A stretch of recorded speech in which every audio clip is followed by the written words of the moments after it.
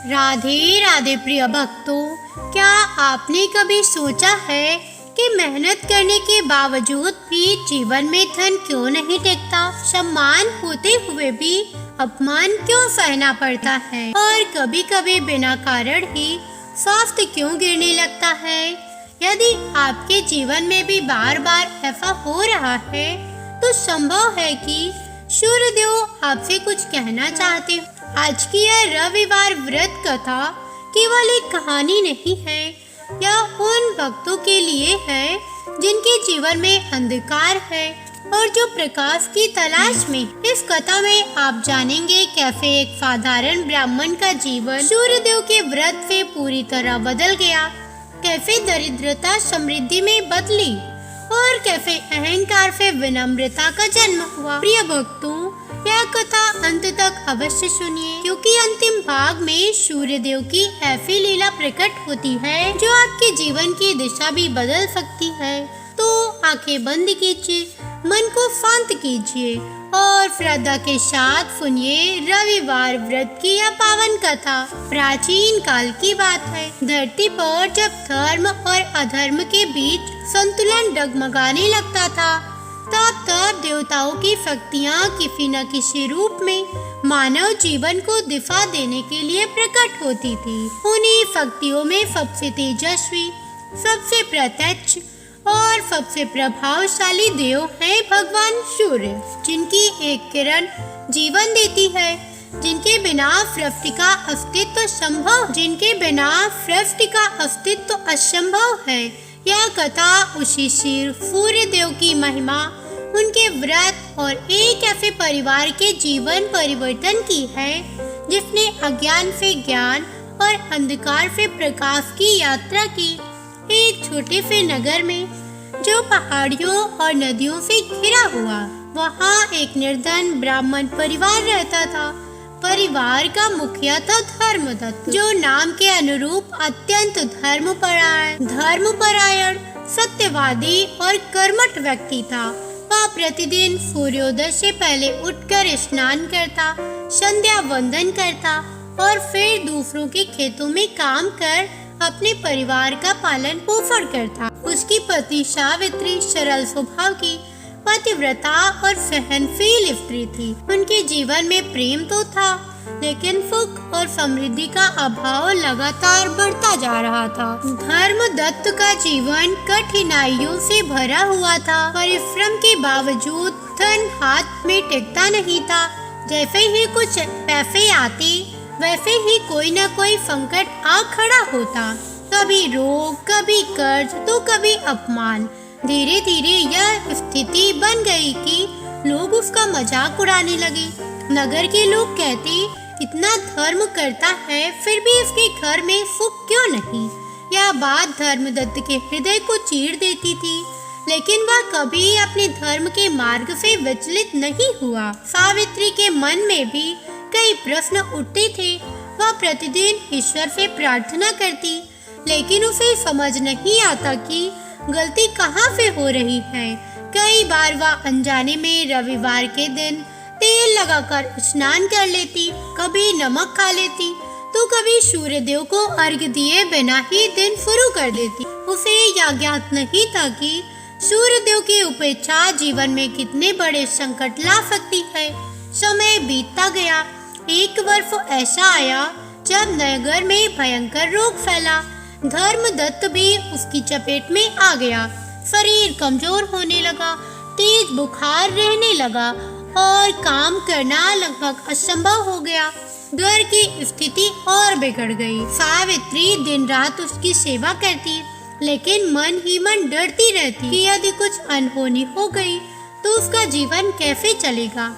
एक रविवार की सुबह, जब पूरा नगर सूर्य की पहली किरणों से आलोकित हो रहा था, धर्मदत्त अत्यंत कमजोर अवस्था में घर से बाहर निकला। उसे लगा जैसे उसका दम घुट रहा हो। वह धीरे धीरे चलते हुए नगर के बाहर पीपल के वृक्ष के नीचे बैठ गया। सूर्य आकाश में धीरे धीरे ऊपर उठ रहे थे, लेकिन धर्मदत्त की आंखों में केवल निराशा थी। उसी समय उसके मन में पहली बार यह प्रश्न उठा, क्या मैंने जाने अनजाने ऋषि देव का अपमान किया है। तभी वहाँ एक दिव्य तेज से युक्त वृद्ध साधु आए। उनका मुख तेजस्वी था, नेत्रों में करुणा और शरीर से अद्भुत शांति का आभास हो रहा था। साधु ने धर्मदत्त को देखा और पास आकर बोले, वत्स, तुम्हारा शरीर ही नहीं, तुम्हारी आत्मा भी पीड़ा में है। यह सुनकर धर्मदत्त की आंखों से आंसू बहने लगे। उसने साधु के चरणों में गिरकर अपने जीवन का सारा दुख कह सुनाया। साधु ने ध्यानपूर्वक सब सुना और गहरी दृष्टि से आकाश की ओर देखा, जहाँ सूर्य अपने पूर्ण तेज के साथ चमक रहे थे। साधु बोले, वत्स, सूर्य देव केवल प्रकाश के देव नहीं हैं, वे कर्म फल दाता हैं। जिनके जीवन में बार बार अपमान, रोग और दरिद्रता आती है, वहाँ सूर्यदेव अप्रसन्न होती है। यह सुनकर धर्मदत्त चौंक गया। उसने कहा, महाराज, मैंने तो कभी सूर्यदेव का अपमान नहीं किया। साधु ने शांत स्वर में कहा, अपमान केवल शब्दों से नहीं होता, अज्ञान भी अपमान है। रविवार के दिन सूर्यदेव का व्रत न करना, नियमों की अवहेलना करना भी उनके तेज को कमजोर करता है। फिर साधु ने विस्तार से रविवार व्रत की महिमा बताई। उन्होंने कहा कि रविवार के दिन सूर्य को अर्घ्य देना, लाल वस्त्र धारण करना, सत्य बोलना और संयम रखना अत्यंत आवश्यक है। धर्मदत्त और सावित्री के जीवन में यह पहली बार था जब उन्हें अपने कष्टों का वास्तविक कारण समझ में आया। साधु ने उन्हें व्रत की विधि, नियम और फल विस्तार से बताए और कहा, यदि तुम श्रद्धा से 7 रविवार व्रत करोगे तो सूर्यदेव स्वयं तुम्हारे जीवन का अंधकार दूर करेंगे। यह कहकर साधु वहाँ से अंतर्ध्यान हो गए। धर्मदत्त देर तक उसी स्थान पर बैठा रहा। उसे लगा जैसे उसके जीवन में पहली बार आशा की किरण फूटी हो।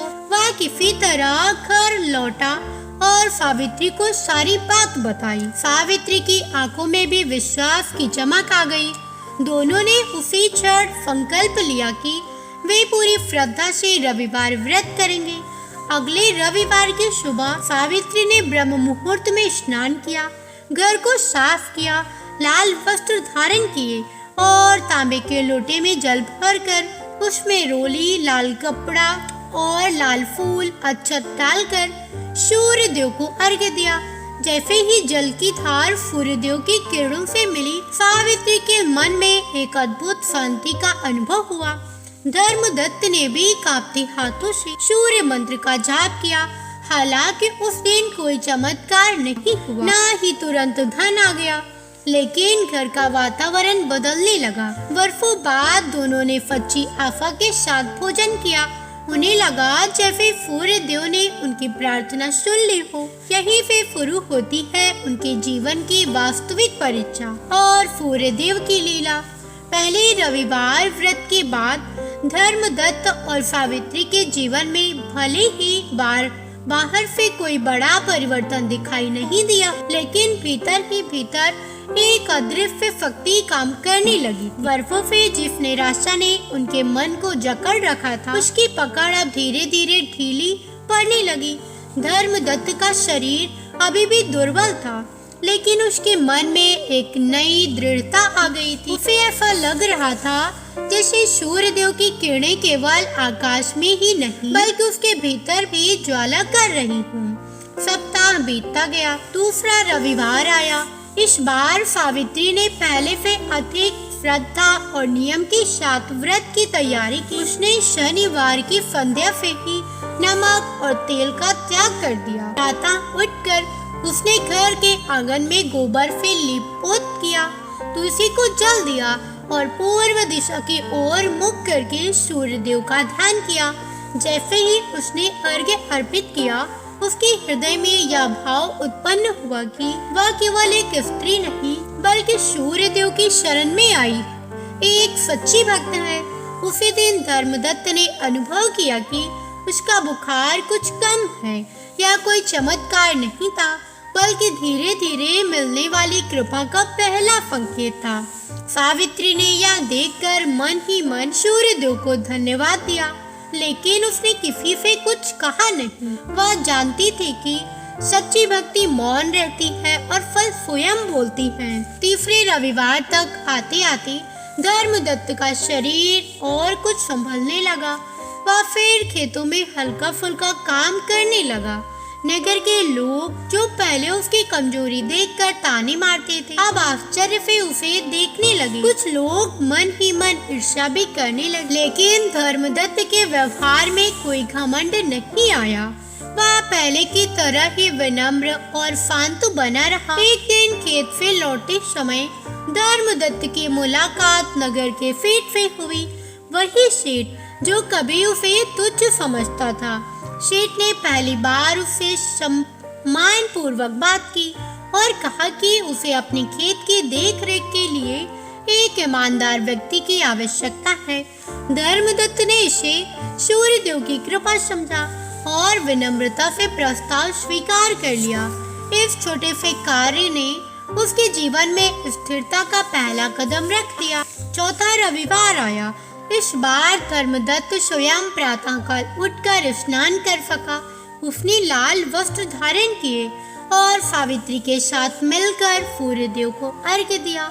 जब उसने मंत्र का उच्चारण किया तो उसकी आवाज में वर्षों बाद आत्मविश्वास झलक रहा था। उस क्षण उसे लगा जैसे सूर्य की किरणें उसके सिर से होकर पूरे शरीर में उतर रही हो। धीरे धीरे घर की स्थिति सुधरने लगी। कर्ज का बोझ हल्का होने लगा। सावित्री के चेहरे पर जो चिंता की रेखाएं थी वे अब कम होने लगी थी। दोनों के बीच संवाद बढ़ा, विश्वास गहरा हुआ और ईश्वर के प्रति श्रद्धा और मजबूत हो गई। सावित्री अब समझ चुकी थी कि व्रत केवल भूखे रहने का नाम नहीं बल्कि विचारों और कर्मों की शुद्धि का मार्ग है। 5वें रविवार की रात धर्मदत्त को एक अद्भुत स्वप्न आया। उसने देखा कि वह एक विशाल प्रकाश मंडल के बीच खड़ा है। चारों ओर सुनहरी किरणें फैली हुई हैं और आकाश में एक गंभीर लेकिन करुण स्वर गूंज रहा है। स्वर कह रहा था, वत्स धैर्य रखो, जो श्रद्धा से मेरा स्मरण करता है उसकी परीक्षा अवश्य होती है, परंतु वह कभी विफल नहीं होता। धर्मदत्त की नींद खुल गई। उसका हृदय भय से नहीं बल्कि श्रद्धा से भर गया था। सुबह होते ही उसने सावित्री को स्वप्न के विषय में बताया। सावित्री की आंखों से आंसू बहने लगे। वह समझ गई कि सूर्यदेव ने उनकी भक्ति स्वीकार कर ली है। उस दिन का अर्घ्य पहले से कहीं अधिक भावपूर्ण था।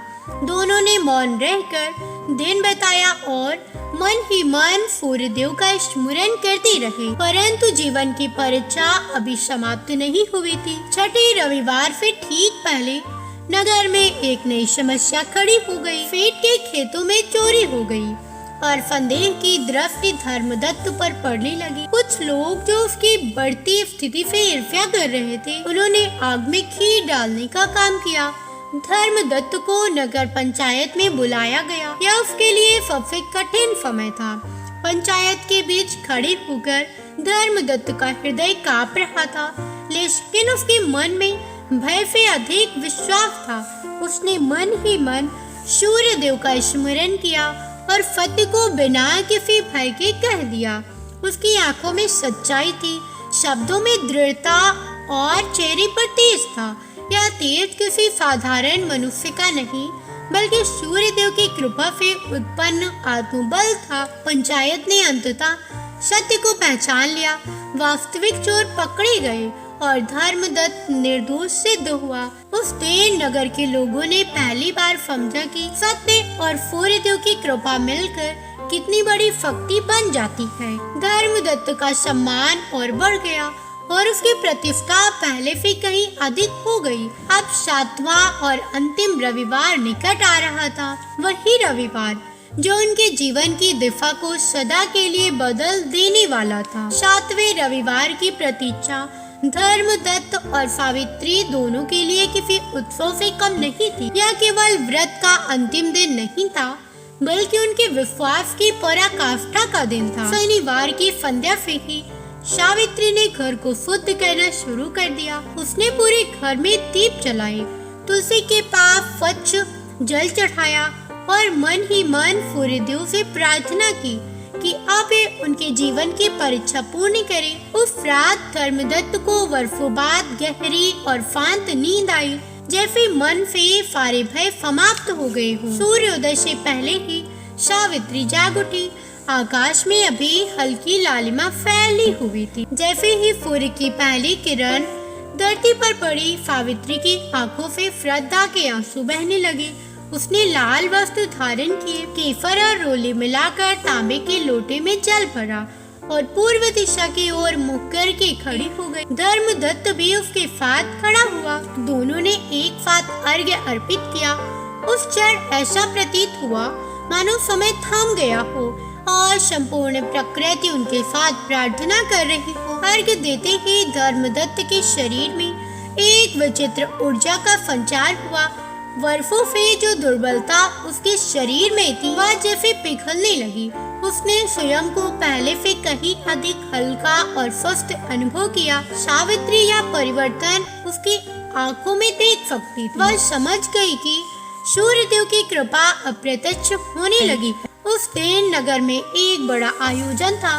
पास के राज्य से राजा अपने अधिकारियों के साथ निरीक्षण के लिए आने वाले थे। नगर के मुखिया को किसी ऐसे व्यक्ति की आवश्यकता थी जो सत्यनिष्ठ, कर्मठ और निर्भीक हो। कई लोगों के सुझाव के बाद धर्मदत्त का नाम सामने आया। यह सुनकर स्वयं धर्मदत्त भी चकित रह गया। वही लोग जो कभी उसका उपहास करते थे आज उस पर विश्वास कर रहे थे। राजा के समक्ष धर्मदत्त ने अपने सरल शब्दों में नगर की समस्याएं रखी और उनके समाधान भी सुझाए। उसकी बातों में कोई चतुराई नहीं थी, केवल सत्य और अनुभव था। राजा उसके व्यक्तित्व से अत्यंत प्रभावित हुआ और उसे राजकीय कार्य में स्थायी जिम्मेदारी सौंप दी। यह केवल पद नहीं था, बल्कि वर्षों की साधना और व्रत का फल था। सावित्री के जीवन में भी परिवर्तन आया।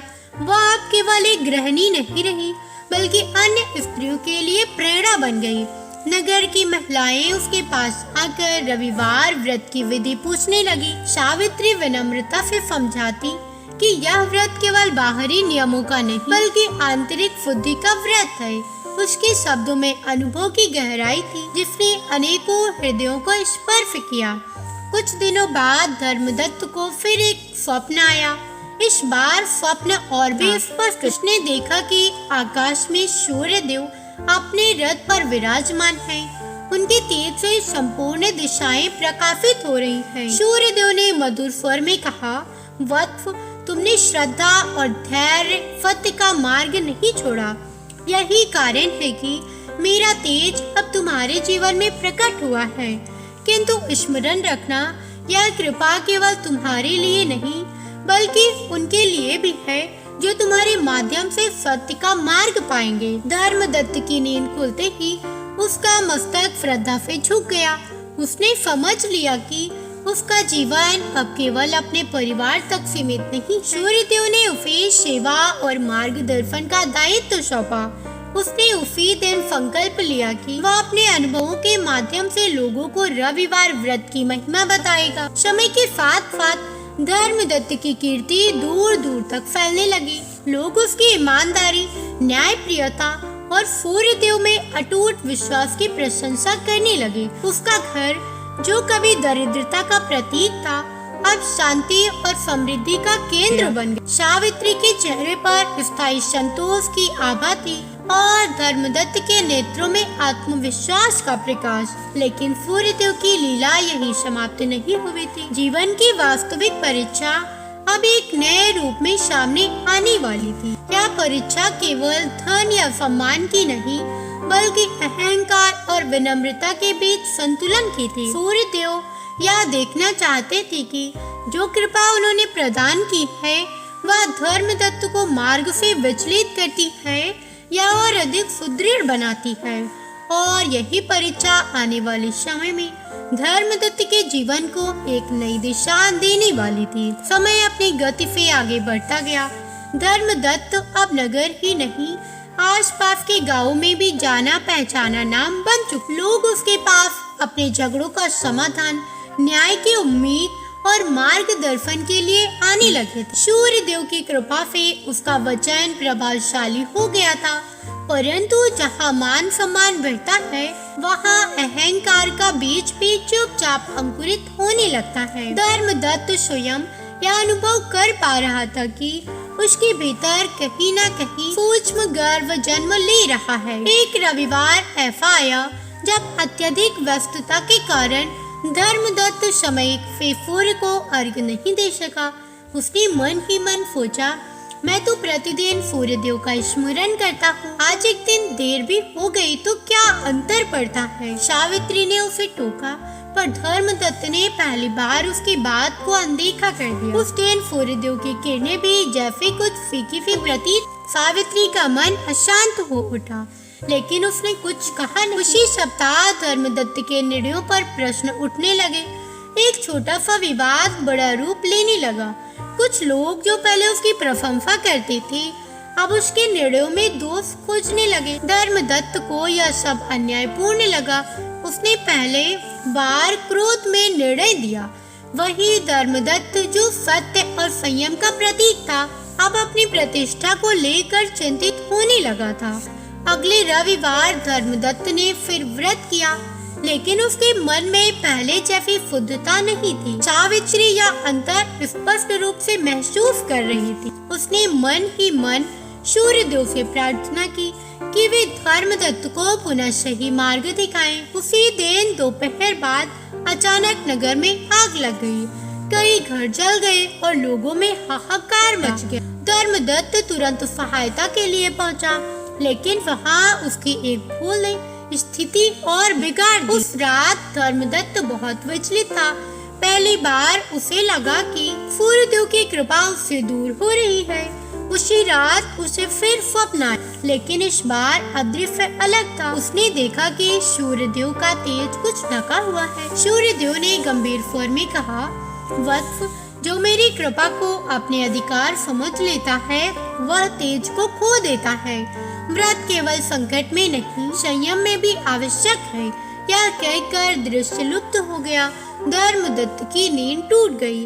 उसके शरीर पर पसीना था और हृदय पश्चाताप से भर गया था। वह तुरंत सावित्री के पास गया और अपने व्यवहार के लिए क्षमा मांगी। सावित्री की आंखों में आंसू थे, लेकिन चेहरे पर संतोष। उसने कहा, सूर्यदेव ने तुम्हें गिराया नहीं, केवल झुकाया है ताकि तुम फिर उठ सको।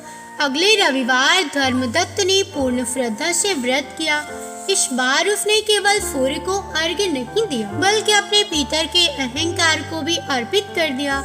उसने सभी के सामने अपनी भूल स्वीकार की और जिनसे कठोर शब्द बोले थे उनसे क्षमा मांगी। यह दृश्य देखकर नगर के लोगों की आंखें नम हो गई। उन्होंने समझा कि सच्चा बड़ा वही है जो झुकना जानता है। उस दिन सूर्य की किरणें विशेष रूप से तेज थी।